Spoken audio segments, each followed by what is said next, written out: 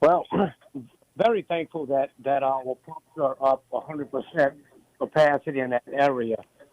We do have two pump stations that are our regular pumps. It is called Station 1 and Station 6.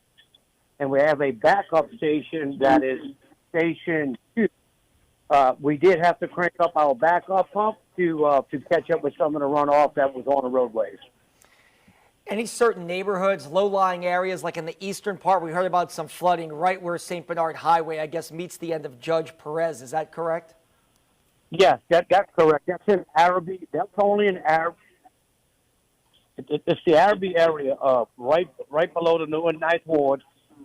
We had a little bit of flooding with Raleigh Boulevard, Perrin Drive, Norton. But all of that runoff is just about completely off the roadways right now.